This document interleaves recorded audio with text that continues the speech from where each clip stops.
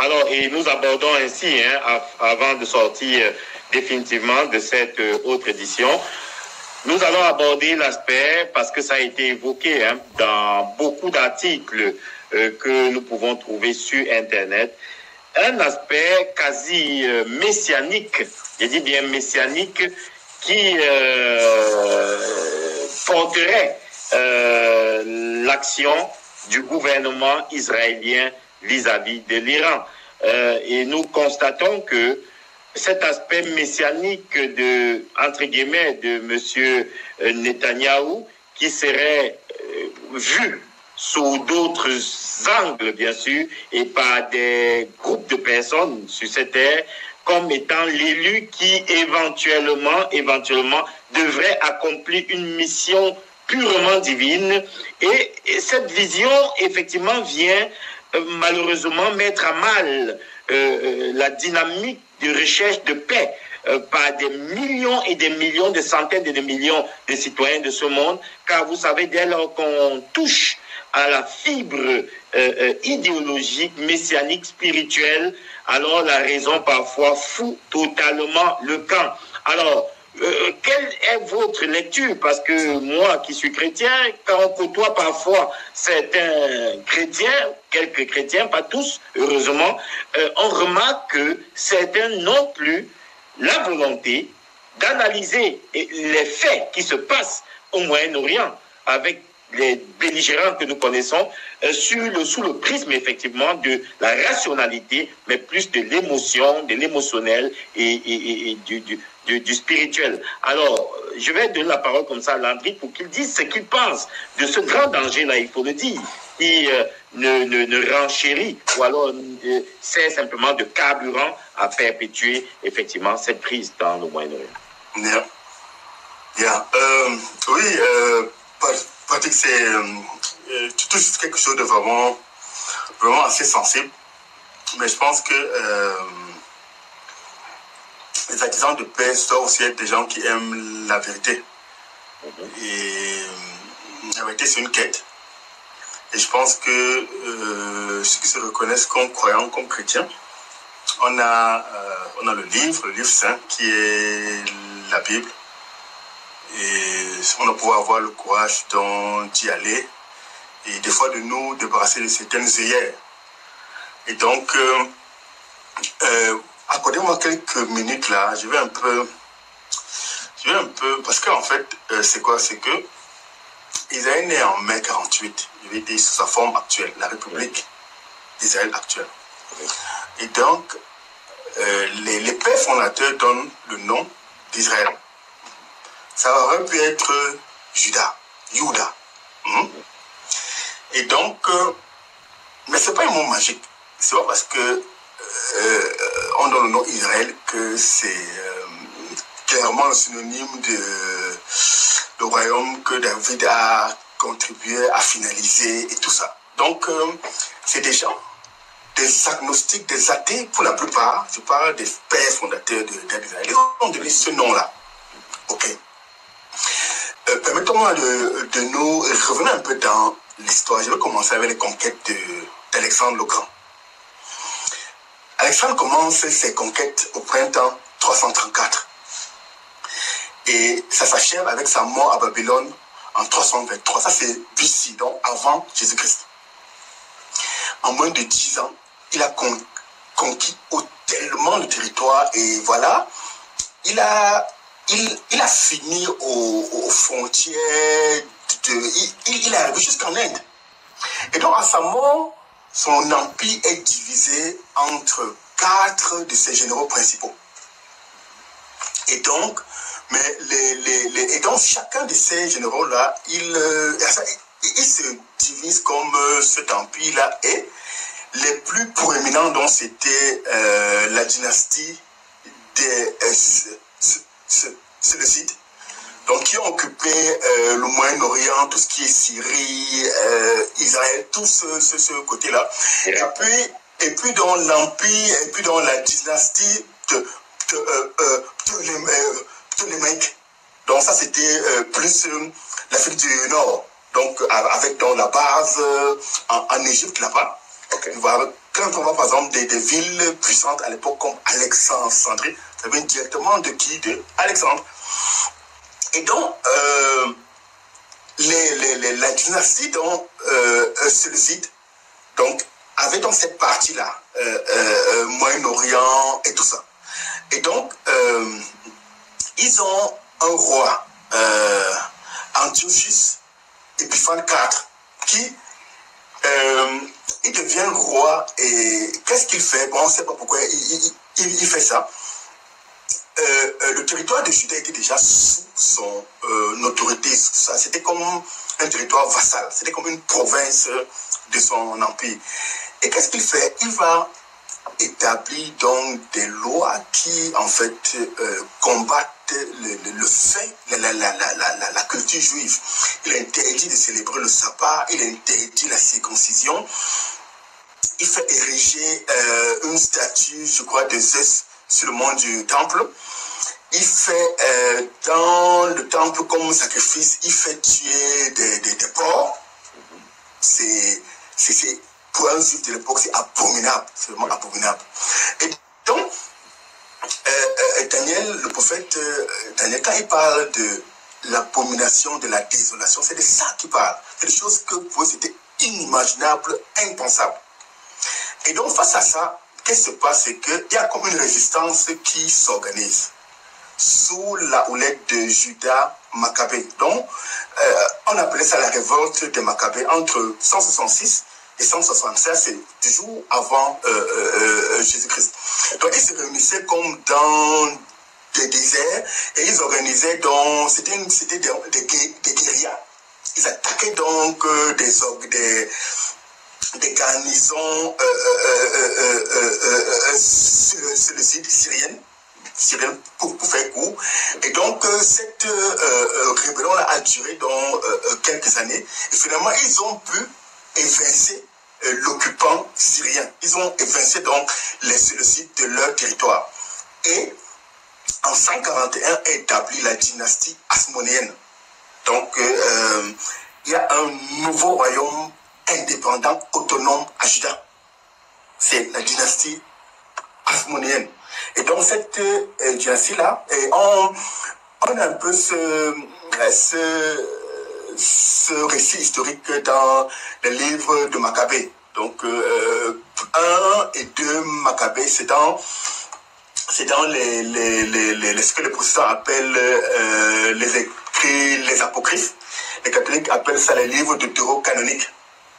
C'est dans la Bible, c'est dans le canon catholique.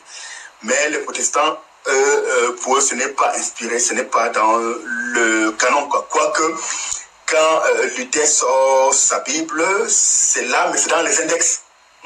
Donc les livres sont là. Même quand, je crois que jusqu'au début des années 1900, c'était aussi dans la King James, dans les annexes. Yeah, c'est bien de savoir. Donc, ces livres n'ont pas toujours été comme enlevés de nos Bibles.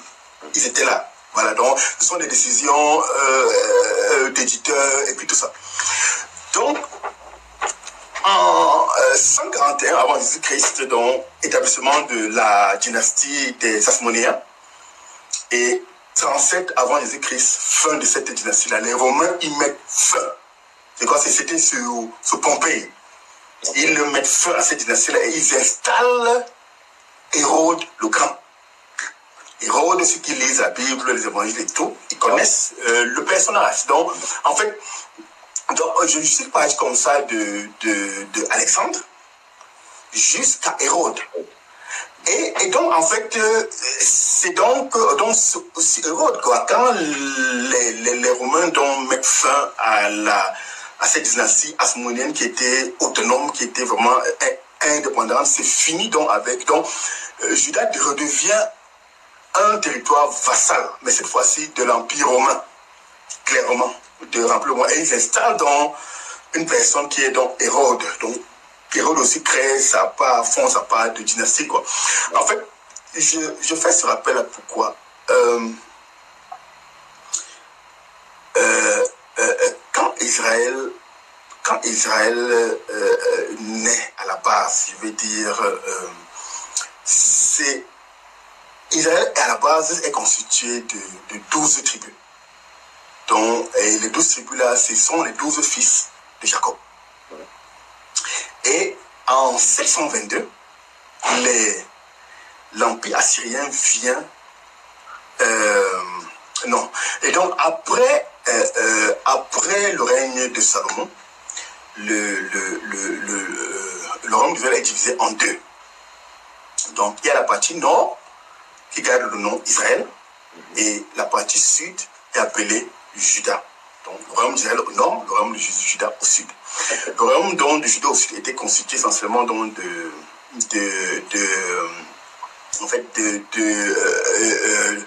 des territoires dans les tribus de Juda et de Benjamin.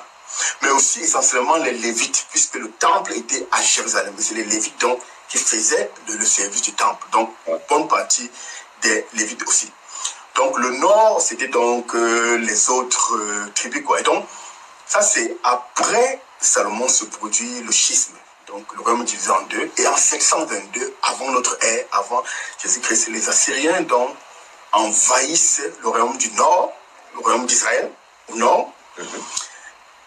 Et ils déportent dans la population et ils la dispersent dans l'empire assyrien. Très large. Oh oui. Mais ces populations qui sont dispersées dans l'empire assyrien ne reviennent jamais. Donc, quand on parle de juifs, de l'identité juive, ça n'englobe pas les 10 tribus. C'est essentiellement dans ces tribus du sud-là. Oui. Donc, Juda, Benjamin et les Lévites. Quand on parle des Juifs, c'est eux-là. Juifs, en fait, ça vient de Juda, ça vient de Juda. Oui. Voilà. Du grec, je crois que du grec, c'est Judaos. Donc, c'est Juif vient en fait de Juda. Donc, les Juifs sont une partie d'Israël, ce n'est pas tout Israël. Puisque une partie est comme perdue, a été comme mélangée dans les nations. Oui. Donc, lorsque l'empire hasmonéen est donc comme créé, mis sur pied, c'est donc en fait le royaume de Juda qui est comme ravivé. C'est pas le royaume d'Israël, c'est le royaume de Juda. Et donc, en 37, ils perdent cette autonomie-là, ils redeviennent une province vassale, de l'Empire romain. Et donc, c'est un peu la dernière trace avant l'époque contemporaine où tu as dans le royaume de Juda autonome, indépendant, c'est 37 avant Jésus-Christ. Maintenant, alors, quand Jésus arrive, Juda ou bien Israël, on peut appeler ça comme on veut, donc, est occupé par les Romains. Et ce sont des provinces vassalisées. Et Jésus, il annonce quoi? Même avant ça, Jérémie annonce que voilà,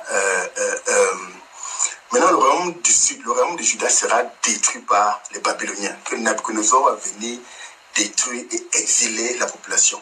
Ça se produit en 586, avant notre ère, avant Jésus-Christ.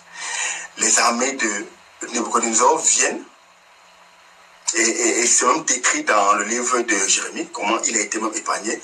Ils viennent, ils détruisent le temple, ils exilent une bonne partie de la population. Je crois que c'est même précisé là. On a laissé des pauvres, et tout, pour un peu garder le pays, et tout. Et donc, même que voilà, l'exil va durer 70 ans. Va dire 70 ans. Et dans Daniel, on a une prière où Daniel, c'est que voilà, les 70 ans sont en train d'arriver. Et il implore Dieu. Voilà. Et donc, voilà, quelque chose où c'est annoncé, il y a un exil qui est annoncé, mais il y a comme une date où voilà, ça va revenir. Maintenant, Jésus, quand il vient, il annonce aussi, après Jérémie, que voilà, Jérusalem sera détruite, le temple sera détruit, la population sera aussi exilée, et tout. Mais Jésus, différemment de Jérémie, il ne dit pas s'il y aura retour ou pas. Il dit seulement que voilà, les gens seront. Et ça s'est passé en l'an 70. Les Romains viennent, ils attaquent, ils encerclent, ils tuent, et puis voilà, la population est donc déportée. Beaucoup sont tués. Et bon, les chrétiens sont comme prophétiquement avertis. Et ils arrivent à fuir Jérusalem avant que les Romains ne saquent la ville complètement. Complètement. Donc, je plante ce décor. Pourquoi? Je plante ce décor, en fait, pour dire que il y a des lectures contemporaines des événements qui se passent qui sont en fait nourris par certaines idéologies, par certaines formes d'eschatologie. Et c'est bien de savoir d'où ça vient. Et ceci vient surtout de savoir qu'il y a d'autres lectures. Pourquoi? Parce que moi, particulièrement, j'ai grandi dans un univers où c'était la seule lecture qu'il y avait. Et on ne m'avait pas présenté d'alternative, quoi. Et donc, il y a des passages, par exemple, qui annoncent, voilà, le retour d'Israël, le retour. C'est Jérémie qui parle de ça. Mais c'est un point de vue mais ils sont revenus. Après les 70 ans là, ils sont rentrés d'exil. L'empereur Cyrus a fait l'édit et les Juifs sont rentrés. Donc ça peut être compris que vraiment, ils sont déjà rentrés. Donc je ne veux pas entrer dans un débat de jeu, mais juste te dire que voilà, il y a des lectures pour qui voilà, ce qui était futur pour eux est pour nous passé. D'accord? Et donc, le truc c'est quoi? C'est qu'on se retrouve maintenant de nos jours avec un mélange rapide de politico, prophético, eschatologico, géopolitico. Et on est dans un mélange là où on a mis tellement d'éléments. Est-ce que les éléments étaient censés passer ensemble? Et donc, et ce courant-là qui utilise, donc en fait, qui a une lecture millénariste de la fin des temps et tout mélangé avec le prophétique, avec le rétablissement de l'État d'Israël et tout, ça s'appelle le dispensationalisme. C'est né dans les années 1830 sous l'impulsion de John Nelson Darby. Beaucoup de chrétiens connaissent la Bible. Alors, Landry, peux-tu nous rappeler, s'il te plaît, ça s'appelle quoi? Le dispensationalisme. Okay. Donc ça vient de dispensation. Donc c'est un courant théologique qui divise en fait l'histoire de l'humanité depuis la création, bon, jusqu'à la fin, jusqu'à l'eschaton en différentes phases, les dispensations.